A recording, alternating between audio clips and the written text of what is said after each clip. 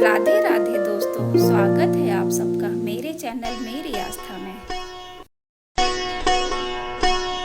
आज मैं आपके साथ शेयर कर रही हूँ गीता प्रेस गोरखपुर की पुस्तक भक्त नारी का एक बहुत ही सुंदर चरित्र श्री राम भक्त माता शबरी, जिसके लेखक हैं वैद्यवर पंडित श्री वृद्धि चंद्र जी शर्मा। इस पुस्तक के संपादक हैं श्री हनुमान प्रसाद पोद्दार जी। श्री हरि भक्त नारी माता शबरी। त्रेता युग का समय है, वर्णाश्रम धर्म की पूर्ण प्रतिष्ठा है। वनों में स्थान स्थान पर ऋषियों के पवित्र आश्रम बने हुए हैं। तपोधन ऋषियों के यज्ञ भूमि से दिशाएं आच्छादित और वेद ध्वनि से आकाश मुखरित हो रहा है। ऐसे समय दंडकारण्य में एक पति पुत्र विहीना भक्ति श्रद्धा संपन्ना भीलनी रहती थी, जिसका नाम था शबरी। शबरी ने एक बार मतंग ऋषि के दर्शन किए।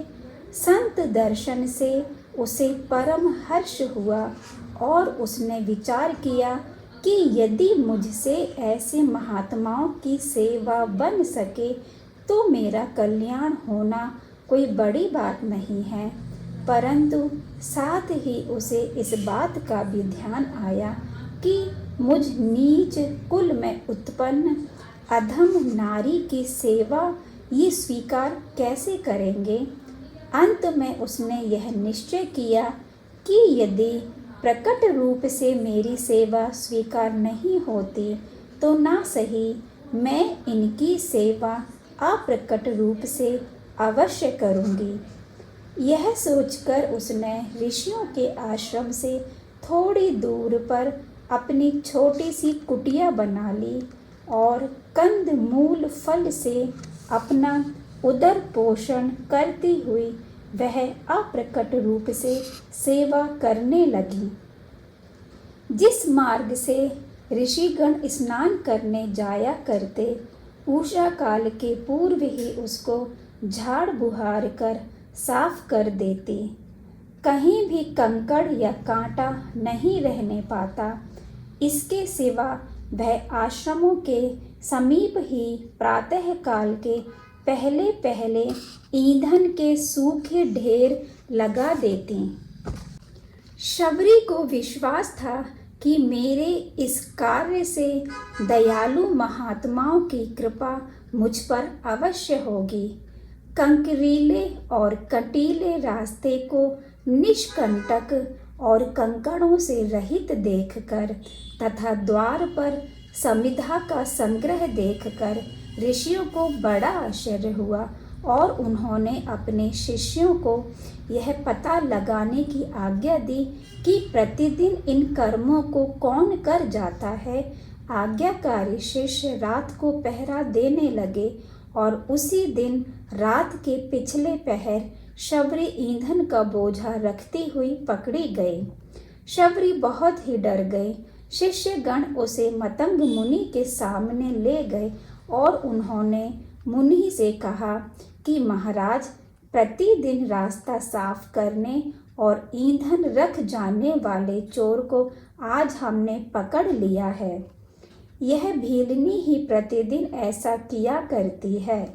शिष्यों की बात को सुनकर भय कातरा शबरी से मुनि ने पूछा, तू कौन है और किस लिए प्रतिदिन मार्ग बुहारने और ईंधन लाने का काम करती है। भक्तिमती शबरी ने कांपते हुए अत्यंत विनय पूर्वक प्रणाम करके कहा, नाथ, मेरा नाम शबरी है। मंद भाग्य से मेरा जन्म नीच कुल में हुआ है। मैं इसी वन में रहती हूँ और आप जैसे तपोधन मुनियों के दर्शन से अपने को पवित्र करती हूँ। अन्य किसी प्रकार की सेवा में अपना अनधिकार समझकर मैंने इस प्रकार की सेवा में ही मन लगाया है। भगवान, मैं आपकी सेवा के योग्य नहीं, कृपा पूर्वक मेरे अपराध को क्षमा करें। शबरी के इन दीन और यथार्थ वचनों को सुनकर मुनि मतंग ने दया परवश हो अपने शिष्यों से कहा कि यह बड़ी भाग्यवती है, इसे आश्रम के बाहर एक कुटिया में रहने दो और इसके लिए अन्न आदि का उचित प्रबंध कर दो। ऋषि के दयापूर्ण वचन सुनकर शबरी ने हाथ जोड़कर प्रणाम किया और कहा, कृपानाथ, मैं तो कंद मूल आदि से ही अपना उदर पोषण कर लिया करती हूँ। आपका अन्न प्रसाद तो मुझे इसलिए इच्छित है कि इससे मुझ पर आपकी वास्तविक कृपा होगी, इससे मैं कृतार्थ हो सकूंगी। मुझे ना तो वैभव की इच्छा है और ना मुझे यह असार संसार ही प्रिय लगता है। दीन बंधो, मुझे तो आप ऐसा आशीर्वाद दें कि जिससे मेरी सद्गति हो।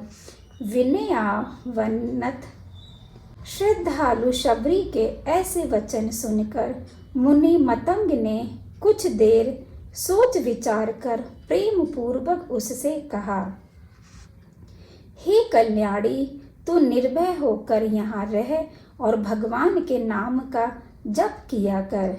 ऋषि की कृपा से शबरी जटा चीर धारिणी होकर भगवद जन्म में निरत हो आश्रम में रहने लगी। अन्य ऋषियों को यह बात अच्छी नहीं लगी। उन्होंने मतंग ऋषि से कह दिया कि आपने नीच जाति शबरी को आश्रम में स्थान दिया है, इससे हम लोग आपके साथ भोजन करना तो दूर रहा, संभाषण भी करना नहीं चाहते। भक्तिवत के मर्मज्ञ मतंग ने इन शब्दों पर कोई ध्यान नहीं दिया। वे इस बात को जानते थे कि ये सब भ्रम में है। शबरी के स्वरूप का इन्हें ज्ञान नहीं है। शबरी केवल नीच जाति की साधारण स्त्री ही नहीं है, वह एक भगवद भक्ति परायण उच्च आत्मा है। ऐसा कौन बुद्धिमान है जो हीन वर्ण में उत्पन्न भगवत परायण भक्त का आदर ना करता हो। जिस शबरी के हृदय में राम का रमण होने लगा था, उससे ऋषि मतंग कैसे घृणा कर सकते थे। उन्होंने इस अवहेलना का कुछ भी विचार नहीं किया और वे अपने उपदेश से शबरी की भक्ति बढ़ाते रहे। इस प्रकार भगवद गुण स्मरण और गान करते करते बहुत समय बीत गया। मतंग ऋषि ने शरीर छोड़ने की इच्छा की। यह जानकर शिष्यों को बड़ा दुख हुआ। शबरी अत्यंत क्लेश के कारण क्रंदन करने लगी। गुरुदेव का परम धाम में पधारना उसके लिए असहनीय हो गया। वह बोली, नाथ, आप अकेले ही न जाएं, यह किंकरी भी आपके साथ जाने को तैयार है। विषण्ण वदना कृतांजलि दीना शबरी को सम्मुख देखकर मतंग ऋषि ने कहा, हे सुव्रते, तू यह विषाद छोड़ दे। भगवान श्री रामचंद्र इस समय चित्रकूट में हैं। वे यहाँ अवश्य पधारेंगे। उन्हें तू इन्हीं चर्म चक्षुओं से प्रत्यक्ष कर सकेगी। वे साक्षात नारायण हैं। उनके दर्शन से तेरा कल्याण हो जाएगा। भक्त वत्सला भगवान जब तेरे आश्रम में पधारेंगे, तब उनका भली भांति आतिथ्य कर अपने जीवन को सफल करना। तब तक तू श्री राम नाम का जाप करती हुई यहीं निवास कर। शबरी को इस प्रकार आश्वासन देकर मुनि दिव्यलोक को चले गए। इधर शबरी ने श्री राम नाम में ऐसा मन लगाया कि उसे दूसरी किसी बात का ध्यान ही नहीं रहा। शबरी कंद मूल फलों पर अपना जीवन निर्वाह करते हुए भगवान श्री राम के शुभागमन की प्रतीक्षा करने लगी।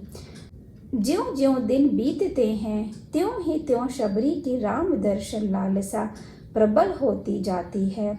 जरा सा शब्द सुनते ही वह दौड़कर बाहर जाती है और बड़ी आतुरता के साथ प्रत्येक वृक्ष, लता पत्र पुष्प और फलों से तथा पशु पक्षियों से पूछती है कि अब श्री राम कितनी दूर हैं, यहाँ कब पहुँचेंगे। प्रातःकाल कहती हैं कि भगवान आज संध्या को आवेंगे। सायंकाल फिर कहती हैं कल सवेरे तो अवश्य पधारेंगे। कभी घर के बाहर जाती हैं, कभी भीतर आती हैं, कहीं मेरे राम के पैरों में चोट ना लग जाए।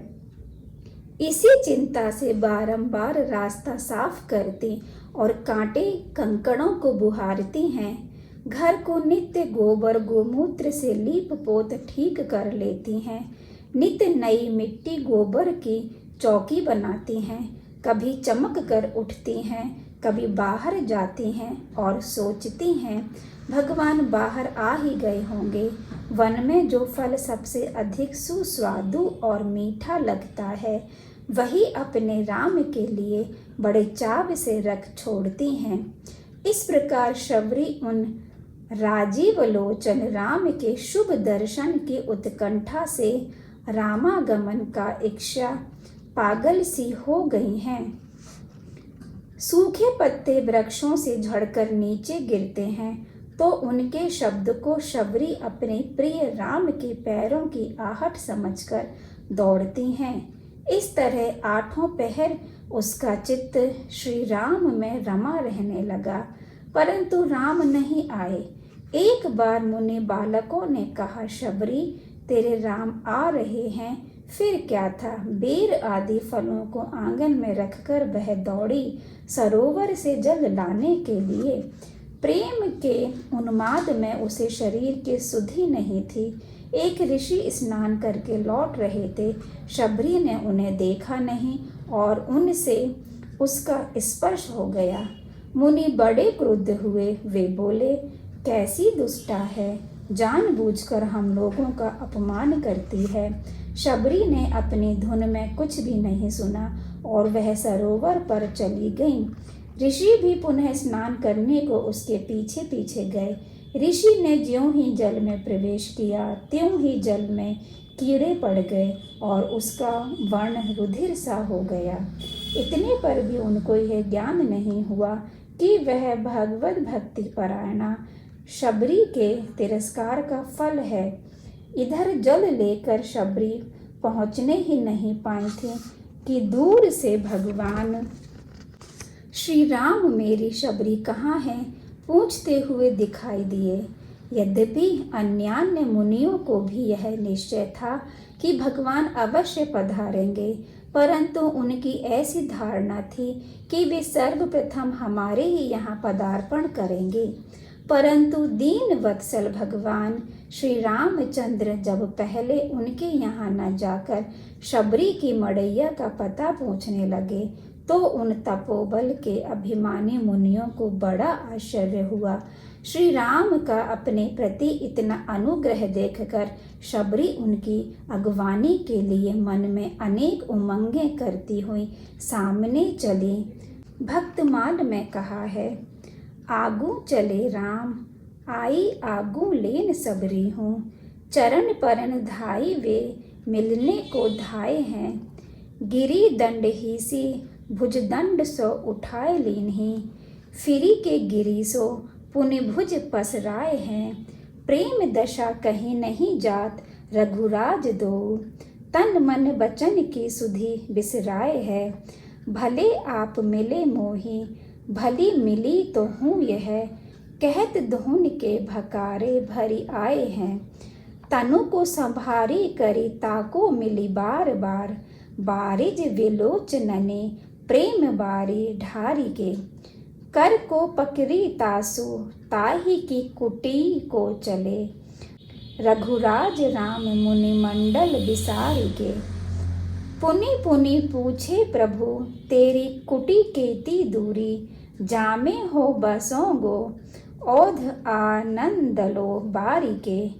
कौशलाते मिथिलाते कमला निवास हेतु। पायो में स्नेह सुख तो ही को निहारी के। इस प्रकार कहते हुए भगवान श्री राम लक्ष्मण सहित शबरी के आश्रम में पहुँचे। शबरी देखी राम गृह आए, मुनि के वचन समुझी जिए भाए। सर सेज लोचन बाहु विशाला, जदा मुकुट सिर उर बनमाला। श्याम गौर सुंदर दो भाई, शबरी परी चरण लपटाई। प्रेम मगन मुख वचन न आवा, पुनि पुनि पद सरोज सिर नावा।